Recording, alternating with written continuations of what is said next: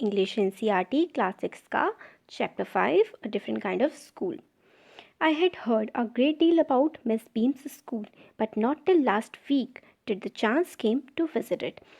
मैंने बहुत कुछ सुना था मिस बीम के स्कूल के बारे में, मगर पिछले हफ्ते ही मुझे वहाँ जाने का मौका मिला.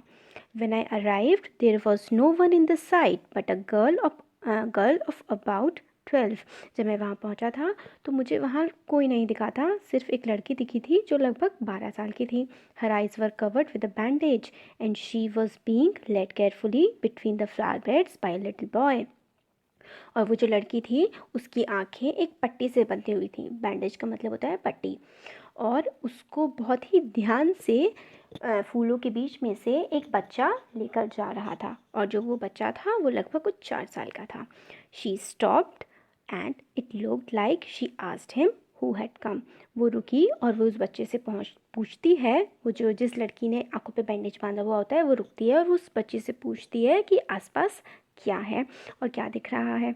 तो वो जो बच्चा होता है, he seem to be describing me to her. Then they passed on. फिर जो बच्चा है वो उसको डिस्क्राइब करता है कि आसपास क्या है, और फिर वो लोग आगे बढ़ जाते हैं. Miss beam was all that I had expected. Mrs beam बिल्कुल वैसी ही थी जैसा कि मैंने सोचा था. Middle aged, full of authority, yet kindly and understanding. वो अधेड़ उम्र की थी और पूरी तरीके से सब पे अधिकार रखने वाली थी, मगर फिर भी वो बहुत ही अच्छी थी और समझदार थी. Her hair was beginning to turn grey. उनके बाल सफ़ेद होने लगे थे. And she had the kind of plump figure. और उनकी बहुत ही प्लीजेंटली फैट, मतलब बहुत ही हल्की सी मोटी थी, जो इतना अच्छा लगता है. और pleasantly fat figure that is likely to be comforting the homesick child. जो कि जो होम सिक का मतलब होता है घर की बहुत याद आना. तो ऐसे बच्चों को उनको देखकर अच्छा लगता था जो अपने घर को बहुत ज़्यादा याद कर रहे थे.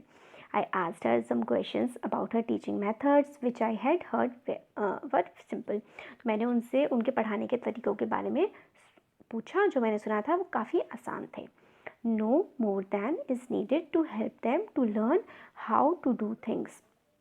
Simple spelling, adding, subtracting, multiplying and writing. वो बताती हैं हम ऐसा कुछ स्पेशल नहीं सिखाते, सिंपल चीज़ें जैसे कि जोड़ना, घटाना, एडिशन, सब्ट्रैक्शन जो मैथ्स में करते हैं, मल्टीप्लाई करना और लिखना. The rest is done by reading to them and by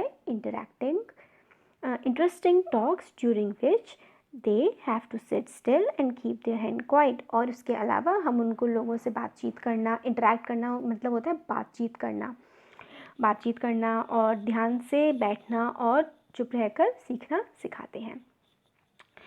there are practically no other lesson. और इसके अलावा और कुछ भी नहीं सिखाते हैं.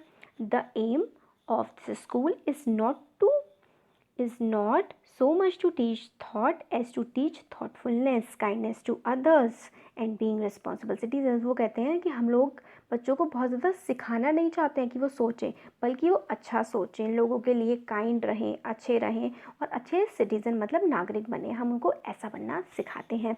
Look out of the window a minute will you. तो वो कहती हैं राइटर से कि क्या आप 1 मिनट के लिए बाहर देखेंगे.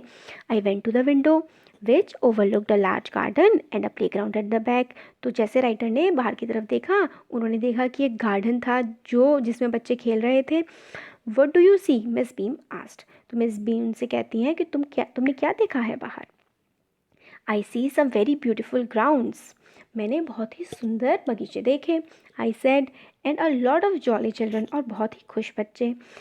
Pains me though to see that they are not also healthy and active looking. मगर मुझे देखकर ये दुख होता है कि सारे जो बच्चे हैं वो बहुत ज़्यादा स्वस्थ नहीं दिखते हैं. When I came in, I saw one poor little girl being led about. जब मैं यहाँ अंदर आ रहा था तो मैंने देखा कि एक बेचारी बच्ची को एक दूसरा बच्चा डायरेक्शन दिखाता हुआ अपने साथ लेकर जा रहा था. She has some trouble with her eyes. उसको अपनी आँखों में कुछ परेशानी थी. Now I can see 2 more with the same difficulty. और अब मैं देख रहा हूँ कि 2 और हैं जिनको सेम प्रॉब्लम है. And there is a girl with a crutch watching the other set play. और एक गर्ल है, क्रच का मतलब होता है जो जिनके पैरों में प्रॉब्लम होती है, जो चल नहीं पाते, वो जो लाठी टाइप की लेके चलते हैं ना, उसको क्रच बोलते हैं. With a crutch watching the others at play. तो और वो कहते हैं कि मैंने एक और को प्लेग्राउंड में अब खिड़की से देख रहा हूँ जिसके पास क्रच है, जो दूसरे बच्चों को खेलते हुए देख रही है. She seems to be a hopeless cripple. Cripple का मतलब होता है जो चल नहीं पाते हैं। तो वो बोलते हैं कि होपलेस जिसको कोई उम्मीद ना हो, तो उसको देख के ऐसा लगता है कि वो इसको उम्मीद नहीं है और वो चल नहीं पाती है। Miss beam laughed. Oh no, she said. She's not really lame. Miss beam जो होती हैं वो हंसती हैं, वो कहती हैं कि नहीं, वो सच में लेम नहीं है, बल्कि ये लोग ऐसा एक दिन रखते थे जिसमें बच्चों को इस तरीके से आना होता था। This is only her lame day, the others are not blind either, it is only their blind day. वो ये कहती हैं कि ये ऐसी नहीं है कि चल नहीं पाते और बाकी जो बच्चे लोग हैं वो भी ऐसे नहीं है कि वो देख नहीं पाते हैं, ये उनका ब्लाइंड डे और लेम डे है। तो वो I must have look very surprise for she laughed again. फिर वो कहते हैं कि आपको बहुत ज़्यादा आश्चर्य हुआ होगा, फिर से वो हंसने लगी।